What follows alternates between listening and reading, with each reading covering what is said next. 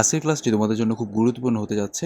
আজকে আমি আলোচনা করব যশোর বিজ্ঞান ও প্রযুক্তি বিশ্ববিদ্যালয় ভর্তি পরীক্ষা 2019-20 সেশনের হার ম্যাথ অংশটি।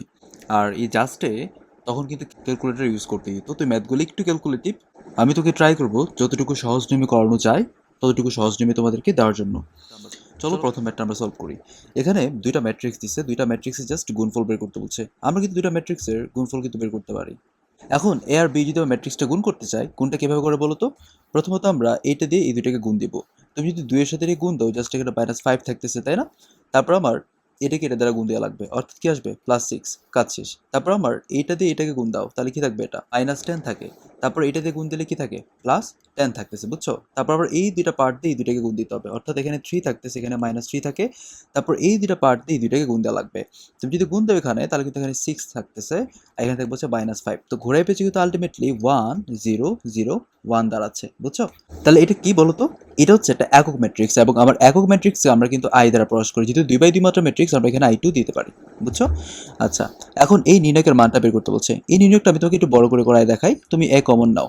এ কমন নিলে কিন্তু 1 1 1, এখানে 1 1, এখানে কি থাকে? এ স্কোয়ার, এখানে কি থাকবে? এ স্কোয়ার, এবং এখানে কিন্তু এ স্কোয়ার থাকবে। তুমি এখন সারি থেকে সারি বাদ দিতে পারো, কলাম থেকে কলাম বাদ দিতে পারো। আমি কলাম থেকে কলামটা বাদ দিয়ে তোমাকে দেখাই। এখানে কিন্তু 0 থাকতেছে, এখানে 0 থাকতেছে, এখানে 1 থাকতেছে, এখানে হচ্ছে a-1 থাকবে, এখানে a স্কোয়ার মাইনাস a থাকবে, এখানে কি থাকবে? a স্কোয়ার থাকবে। আর এখানে কি থাকবে? a স্কোয়ার মাইনাস 1, এখানে থাকবে হচ্ছে a square minus a square, এখানে কি থাকবে? a স্কোয়ার থাকবে। তাহলে কিন্তু তুমি দেখো এই পার্ট কিন্তু ভ্যানিশ হয়ে যাবে। এই পার্ট যদি ভ্যানিশ হয়ে যায়, তাহলে আমাদের কি গুণ করা লাগবে? তাহলে এইটা গুণ মাইনাস এইটা, তাই না? এটা তো 0 হয়ে যাচ্ছে, অর্থাৎ মাইনাস এ স্কোয়ার মাইনাস এ ইন্টু এ স্কোয়ার মাইনাস 1 দিতে পারতেছি আমরা। দিলে আমরা কি পাচ্ছি বলতো? এ মাইনাসটা তুমি বাইরে নিয়ে নাও। তুমি যদি এখানে এ কমন নাও, তাহলে কি থাকবে? এ মাইনাস 1 থাকবে, আর এখানে কি থাকবে? এ প্লাস 1 ইন্টু এ মাইনাস 1। তো আলটিমেটলি আমরা বলতে পারতেছি মাইনাস এ স্কোয়ার ইন্টু এ মাইনাস 1 হোল স্কোয়ার ইন্টু এ প্লাস 1। তার মানে কি এটা কোথাও অপশন আছে? না, এর উত্তর কোনটা হয়ে যাবে? নান হয়ে যাবে। এখন দেখো y ইকুয়ালস টু বি এবং এই রেখাদের শুভকোণের পরিমাণ, আমরা এই টাইপের ম্যাথগুলো একটু চিন্তা করতে হবে। একটা সমান্তরাল রেখা থাকবে এবং একটা কি জানা ঢাল বিশিষ্ট একটা রেখা থাকবে। জানা ঢাল বলতে কি? দেখো এটা যদি সাজে আমরা y ইকুয়ালস টু √3x + 1 বলতে পারি, যেখানে আমরা এই √3 কিন্তু জানা ঢাল। কেন? কারণ এখানে আমরা m ইকুয়ালস √3 বলতে পারি, আর এটা মানে তো tan 60। এই যে আমরা অ্যাঙ্গেলটা কিন্তু আমরা জানি, তাহলে এখানে অ্যাঙ্গেলটা কত? 60 ডিগ্রি। এবং এখানে প্রথমত যেটা থাকবে সেটা কি? সমান্তরাল রেখা। চিত্র এঁকে ফেলো। y ইকুয়ালস টু বি বলতে কি বুঝি আমরা? এইভাবে চলে যাবে, এবং এটা হচ্ছে কি? এইভাবে চলে যাবে। তাহলে মধ্যবর্তী কোণ তো এটা। ভাই এটা তোমার যদি 60 হয়ে থাকে এই রেখাটার জন্য, তাহলে এটা 100% কি হবে? 60 ডিগ্রি। উত্তর কত? 60। এগুলো কিন্তু বড় করে করা যাবে না। এখন অক্ষের সমান্তরাল এবং এই দুটো রেখাদ্বয়ের ছেদবিন্দুগামী। আচ্ছা চিন্তা করো, অক্ষের সমান্তরাল মানে কি বলতো? এটা ছিল অক্ষ, তার মানে এটা তো x ইকুয়ালস টু a। তাহলে এখানে কোনো y আছে না? চিন্তা করতে হবে এখান থেকে কি হবে? y এর মানটাকে ভ্যানিশ করতে পারে। তুমি এক নংটাকে 3 দিয়ে গুণ দাও, 3 দিয়ে গুণ দিলে কিন্তু 6x মাইনাস 21y প্লাস 33 থাকতেছে ইকুয়ালস টু 0। আর তুমি যদি এটাকে কোনো কারণে 7 দিয়ে গুণ দাও, তাহলে কিন্তু এখানে কি থাকবে? 7x plus 20y minus 56 equals to কি 0। তাহলে এটা ভ্যানিশ, তাহলে কি থাকে? 13x ইকুয়ালস টু কি? 23। বুঝছো? তাহলে উত্তর কোনটা? বি নাম্বারটা। এখন আমরা লিমিটের ম্যাথগুলো করবো। তো এখানে তোমার তিনটা আমি পার্ট দেখাই। তো লিমিট এক্স টেন্স যদি ইনফিনিটি থাকে, আমরা যদি এরকম দেখতাম x² + 3/x² + 4, এই টাইপের ম্যাথগুলো ছিল। উপর নিচে এক্সের সর্বোচ্চ পাওয়ারটা চিন্তা করবা, যদি এরকম সেম হয়ে যায় তাহলে তাদের সহগের অনুপাত, অর্থাৎ 1 হয়ে যাবে। এখন যদি এই ম্যাথটা রুট দিয়ে চিন্তা করতাম, ধরো এখানে মাইনাসটা না দিয়ে আমি √x² + 2x/x চিন্তা করতেছি। এখানে লিমিট দিছি কি? x tends to infinity. এখন তুমি দেখো যে শর্টকাট অ্যাপ্লাই কিন্তু আসলে বেসিক নিয়ম মানে না। এই রুটের কারণে কিন্তু x² থাকবে না, সেটা কিন্তু আবার সিঙ্গেল 1 পাওয়ারে চিন্তা করবো, মানে কি শুধুমাত্র x আকারে চিন্তা করবো। তাহলে উপরে নিচে কিন্তু x এর পাওয়ারটা সেম আছে, তাহলে এই ক্ষেত্রে উত্তর কি হয়ে যাবে? 1। বাট এখানে তো -x আছে, তাহলে উত্তর কি হয়ে যাবে? -1। বুঝছো? এবং যদি এখানে আরেকটা ইন্টারেস্টিং এমসিকিউ তোমাকে শিখাই দিই, তো লিমিট x টেন্স টু কি দিছে? -ইনফিনিটি, এবং এখানে -x এবং এখানে হচ্ছে কি x² + 2x। ওই ক্ষেত্রে উত্তর হয়ে যাবে কিন্তু 1। এই তিনটা টাইপ একটু মনে রাখা থাকবে। এখন দেখো এই ম্যাথটা আমরা কিন্তু জানি সাইন এবং সাইন ইনভার্স যদি পাশাপাশি থাকে, অথবা সাইন ইনভার্স এবং যদি সাইন পাশাপাশি থাকে, এগুলো কিন্তু ভ্যানিশ হয়ে যাবে। উত্তর কি? যেটা চলক দেওয়া থাকবে সেটাই। তাহলে এটা ভ্যানিশ হয়ে কি থাকে? শুধুমাত্র ex।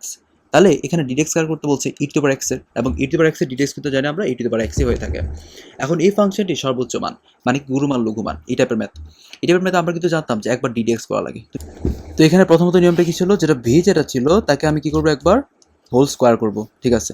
তারপরকে আমরা কি করব? ভিটাকে সামনে রেখে ইউ এর ডিডেক্স করবো, তাহলে কি 2 × 1/f(x), এটা কি আসলে x ছিল না, তাকে আবার ডিডেক্স করলে কিন্তু প্রাইম অফ এক্স হয়ে যাবে, তারপর মাইনাস সাইন দিব। তারপর ইউটাকে সামনে রাখবো, ইউটাকে সামনে রেখে কার ডিডেক্স করতে হবে? হটটা ডিডেক্স করো, 2f(x) × f prime of x দিয়ে দিলাম, এবং একবার ডিডেক্স মান কিন্তু 0। ওকে 0। জিরো ধরার পরে কাটাকাটি করবো আমরা, তাহলে 2f(x) থাকতেছে ইন্টু f'(x) থাকতেছে এখানে, আর এখানে কি থাকবে 2 ln f(x), এখানে 4 হয়ে যাবে, 2 টু ভ্যানিশ, এখানে কি থাকবে একটা টান দিব এবং এখানে কি থাকবে f(x) থাকবে, ইকুয়ালস টু কি 0 হয়ে গেল। তারপর কি কমন যায়, আমরা কি কি কমন নিতে পারি, 2f(x) কমন নিতে পারি, f'(x) ও কমন নিতে পারি। যদি কমন হয় তাহলে এখানে কি থাকবে 1 থাকবে, এখানে কি থাকবে 2 ln f(x) থাকতেছে, বুঝছো, ইকুয়ালস টু কিন্তু 0। তাহলে এই পার্ট ভাগ দিয়ে কিন্তু 0 চলে আসে। তার মানে এখান থেকে আমি বলতে পারতেছি যে ln f(x) মানে কি 1/2, তাই না? তাহলে f(x) মানে কি দাঁড়াচ্ছে e⁻1/2। এটা খুব গুরুত্বপূর্ণ কথা। আচ্ছা, এখন এখানে যে চলকটা f(x) ছিল তার কয়টা মান, একটা মান, তাহলে তো ডাবল ডিফারেন্সিয়েট করে তো চেক করা দরকার নাই, এই একটা মান আমরা ডাকে বসাই দিব, তাহলে আমরা কি পাবো, সর্বোচ্চ মানটা পাবো। তাহলে 2 ln e⁻½ by e⁻½ whole square. তাহলে ওই ফর্মেটে আমরা কিন্তু বলতে পারতেছি 2 × 1/2 বাই ই, বুঝছো? তাহলে কি থাকে 1/e, আর 1/e মানে কি e⁻1, তাই না? এখন যদি আমরা এই ম্যাটটার দিকে তাকাই, এই ম্যাটটা কিন্তু এই ফর্মেটটা যে ex দেওয়ার পর এখানে মেইন ফাংশন, তার পাশে তার যোগ আকারে ddx ফাংশন আছে, তাহলে উত্তর কি x ইন্টু মেইন ফাংশন হয়ে যাবে, তারপর just upper limit lower limit π/2 আর হচ্ছে 0। তুমি যদি একবার π/2 বসাও e⁻π/2 × 1 মাইনাস 0 বসালে কি আসবে 0 হয়ে যাবে, তাহলে উত্তর কি e⁻π/2। পরের ম্যাটটা দেখো, এই ম্যাটটা একটু ইন্টারেস্টিং, একটু সাজায় নিতে হবে, কারণ এটা তুমি কিন্তু ক্যালকুলেটারে বসালে কিন্তু হয়ে যায়, বাট জাস্টে তো এখন আর জিএসটি আন্ডার যেহেতু ক্যালকুলেটার নাই, এই ম্যাথ দিবেও না। আমি একটু করাই দিই, একটু ভাঙাই দিই। আমি এটাকে x × x² লিখতে পারি, e⁻x² লিখতে পারি, dx দিয়ে দিলাম। তাহলে আমি যদি x² কোনো কারণে যদি z ধরি, তাহলে কিন্তু 2x dx ইকুয়ালস টু কি dz হয়ে যাচ্ছে না? ওকে, তাহলে তুমি বলবো 2 তো নাই, এই যে 2 ব্যালেন্স হয়ে গেল। তাহলে হাফ নেওয়ার পরে আমরা এই z² যে z ধরি, আর এটা তোমার কি e⁻z হয়ে যাবে, এবং এই সবটা মিলে কিন্তু dz হয়ে গেল। তাহলে কিন্তু এখানে ইউবি ফরম্যাটটা হয়ে গেল, বুঝছো? ইউবি ফরম্যাটটা ভাঙা, তারপর মানটা বসাইতে হবে, একটু বড় ম্যাথ, আশা করি পরেরটা পারবা। সমাধান করো এত ইকুয়ালস টু 1, তাই না? x এর মানটা চাইছে। তাহলে আমরা এই ফরম্যাটটা কোন ক্ষেত্রে জানি বলো তো? চারটা সূত্র ছিল না, sin x plus sin y, sin x minus sin y, cos a plus cos y, cos a minus cos a, এটা কিন্তু cos a minus cos b সূত্র। এ কেমনি বের করবো আমরা 4 নম্বরের ক্ষেত্রে কি শিখেছিলাম? a বের করার নিয়ম হচ্ছে দুইটা বিয়োগফল, অর্থাৎ 2x আসবে, মাইনাস b কেমনি বের করি, দুইটা অ্যাঙ্গেলের যোগফল অর্থাৎ 4x, বুঝছো, ইকুয়ালস টু 1 দাস। তারপর আমরা এটা বলবো cos 2x ইকুয়ালস টু কি 1 প্লাস cos 4x। আচ্ছা, 1 প্লাস cos 4x মানে কি 2 cos স্কয়ার 2x না? সূত্র অনুযায়ী এখানে কি দিলাম আমরা, cos 2x দিলাম। তারপর তুমি কিন্তু এখানে এক পাশে আইন না, cos 2x কমন নিলে কিন্তু আমরা পাচ্ছি আমরা 1 মাইনাস 2 cos x, বুঝছো, ইকুয়ালস টু 0। তাহলে হয় এই যে cos x এর মানটা 0, অথবা এই cos 2x এর মানটা কি এখানে 2 হবে আর কি, বুঝছো? cos 2x এর মানটা কি হয়ে যাবে, হাফ হয়ে যাবে। cos 2x হাফ মানে কি, cos কত ডিগ্রি মান হাফ, 60 মান হাফ, অর্থাৎ এই 2x মানে কি বলতে পারি 2n পাই প্লাস মাইনাস π/3। এখন তুমি যদি x এর মানটা বের করো, তাহলে n পাই প্লাস মাইনাস কি হয়ে যাবে, π/6 হয়ে যাবে না? এটাই হচ্ছে আনসার। তাহলে আনসার কোনটা, এক নাম্বারটা। দেখো এই পার্ট 3টা স্টার দাও, এটা এবার কোনো সময় আসার চান্স নাই, এটা একটু বড় ম্যাথ, এটা ক্যালকুলেটর ছিল তো বসাই দিলে ম্যাথটা হয়ে যায়। আমরা এই পার্ট একটু জটিল লাগতেছে, এটা একটু ভাঙা ট্রাই করবো, আমরা ধরতে পারি না হাফ সাইন ইনভার্স 3/5 মানে হচ্ছে থিটা। তাহলে আমাকে বলো সাইন ইনভার্স 3/5 মানে কি 2 থিটা, তাহলে সাইন 2 থিটা মানে কি 3/5। তাহলে তুমি যদি এখানে cos 2 থিটা মানটা বের করতে চাও 4/5 হয়ে যাবে, কি হবে, ওই যে 3 4 5 এর মধ্যে কিন্তু এটা সমকোণী ত্রিভুজের সম্পর্ক ছিল, এইভাবে বের করছে। তাহলে আমাকে এতটুকু বলো যে tan থিটা মানে কি বলো তো? tan থিটা মানে ছিল কি sin theta by cos theta. এখন আমি তোমাকে যদি প্রশ্ন করি, আমরা উপরে নিচে 2 cos থিটা দিয়ে গুণ দিতে যাচ্ছি, উপরে এবং নিচে ব্যালেন্স হয়ে যাবে, তাহলে কি থাকবে এটা 2 cos স্কয়ার থিটা। তাহলে উপরে আলটিমেটলি পাচ্ছি আমরা sin 2 থিটা, নিচে কি পাচ্ছি 1 প্লাস cos 2 থিটা। যদি ভ্যালুগুলো বসাই, sin 2 এর ভ্যালু কি ছিল 3/5, এটি কি হয়ে গেল 1 প্লাস 4/5, হিসাব করলে কিন্তু 1/3 থাকতেছে। তাহলে আমাকে বলো থিটা মানটা কত? থিটা মান দাঁড়াচ্ছে হচ্ছে tan ইনভার্স 1/3। এখন এইটাও তো থিটা ছিল, এটাও তো থিটা ছিল, তার মানে কি এই পার্ট 1/2 sin ইনভার্স 3/5 মানে হচ্ছে tan ইনভার্স 1/3, তাহলে এটা বদলে আমরা এটা দিতে পারি। তুমি যখন এটা ডাকে বসাবা, এটা তো ভ্যানিশ হয়ে যাবে। তাহলে আলটিমেটলি কি পড়ে থাকি, শুধুমাত্র প্রথম অংশ কি cos ইনভার্স 1/√5। এখন আসলে এইটা আসলে চারটার কোনটার মতো দেখতে। এখন এইটা কি ভূমি, এটা হচ্ছে অতিভুজ। তাহলে আমি এটাও শিখেছিলাম 1/2√5 এর মধ্যে সমকোণী ত্রিভুজের সম্পর্ক আছে। তুমি যদি এটাকে সাইন ইনভার্সে যেটা আসলে নিতে চেতা, তুমি সেটা 2/√5 হইতো। তাহলে সাইন কোনোদিন সম্ভব না, বুঝছো? cos দ্বারা দিছে, এটা সম্ভব না, এটা সম্ভব না। tan ইনভার্স 2 হবে কেন? যখন তুমি এই cos ইনভার্স থেকে tan নিবা, tan মানে কি, tan মানে হচ্ছে লম্ব বাই ভূমি, তো লম্ব এখানে 2, ভূমি হচ্ছে 1, তাহলে tan ইনভার্স 2 কিন্তু দাঁড়াচ্ছে। অনেক বড় ম্যাথ, বাট সহজ কিন্তু এই ম্যাথটা। আমরা কিন্তু জানি এই যে ওমেগা স্কোয়ার ছিল এককের মূলগুলা, জটিল মূলগুলা, একটা কিন্তু ছিল -1 প্লাস √(-3/2)। 2 ওমেগা মানে কিন্তু বলতে পারতেছি -1 প্লাস √(-3), তাহলে 2 ওমেগা স্কোয়ার কি দাঁড়াবে, -1 মাইনাস √(-3), তাই না? অপরটা অপোজিট, একদম হুবহু সেম প্রসিডিওরে। তাহলে এইটার বদলে আমরা লিখতে পারি 2 omega to the power 4 plus 2 omega square to the power 4, অর্থাৎ 16 omega to the power 4 plus 16 omega to the power 8। তাহলে আমরা যদি 16 কমন নিই তাহলে কিন্তু এটা বলতে কি বুঝি ওমেগা, এটা বলতে বুঝি কি ওমেগা স্কোয়ার। এটা মানে কি -1 অর্থাৎ -16, সহজ ম্যাথ। এখন এই সমীকরণ একটা মূল অপরটা 3 গুণ হলে কে এর মান কত? একটা মূল যদি আলফা, এটাও কি হবে 3 আলফা। তাহলে আলফা প্লাস 3 আলফা যদি হিসাব করি তাহলে কি আসে -b/a। তার মানে কি 4 আলফা মান হচ্ছে k/3, তার মানে আলফা মান কি পাচ্ছি k/12। এবং যদি আমরা গুণফল চিন্তা করি তাহলে কি আসবে 4/3।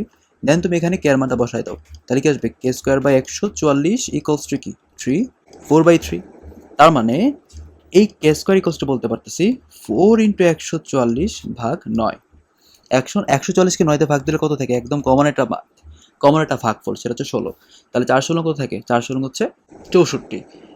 তাহলে কে এর মান কি দাঁড়াবে? কে এর মান হচ্ছে +-8। দুটি সমান্তরালের লব্ধি যদি দ্বিতীয়টি সমান হয়ে যায় তবে বলদের অন্তর্ভুক্ত কোণ কত? তার মানে দুটি সমান বল ধরলাম পিপি এবং লব্ধি যেটা সেটাও কিন্তু পি।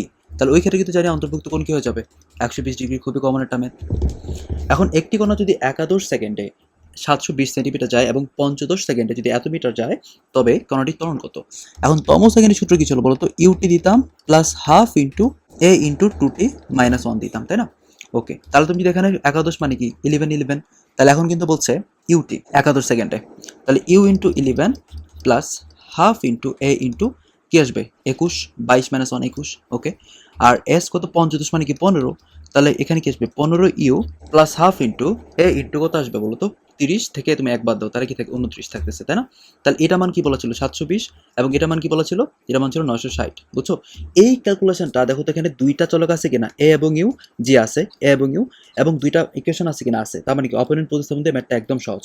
এখন তারা কেন দিছে? কারণ তোমাদের সময় ক্যালকুলেটর ছিল। বুঝছো? একদম সোজা কিন্তু আমি এর মানটা বের করে ফেলবো।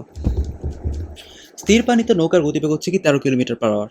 এখন যদি স্রোতের বেগ 4 কিলোমিটার হয় তাহলে স্রোতের দিকে নৌকাটির এত কিলোমিটার যাইতে কতটুকু সময় লাগবে? একটু ডিপ চিন্তা করতে হবে না, সহজ চিন্তাই করো। দেখো নৌকার গতিবেগ হচ্ছে 13, ঠিক আছে।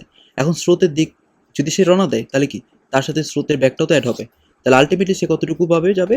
17 কিলোমিটার/আওয়ার বেগে কিন্তু সে যাওয়া শুরু করবে। তাহলে এত কিলোমিটার যদি সে এভাবে যায় তাহলে আমি জাস্ট যদি ভাগ দিয়ে দিই তাহলে তুমি উত্তরটা পেয়ে যাচ্ছি। তাহলে উত্তর কত আসবে? উত্তর হয়ে যাবে 4। বুঝছো? তাহলে উত্তর হচ্ছে কি 4 ঘন্টা লাগবে। তাহলে এই ম্যাথগুলো একটু ভালো করে প্র্যাকটিস করো, মোর দেন এনাফ। এখান থেকে অনেক কমন পাবা।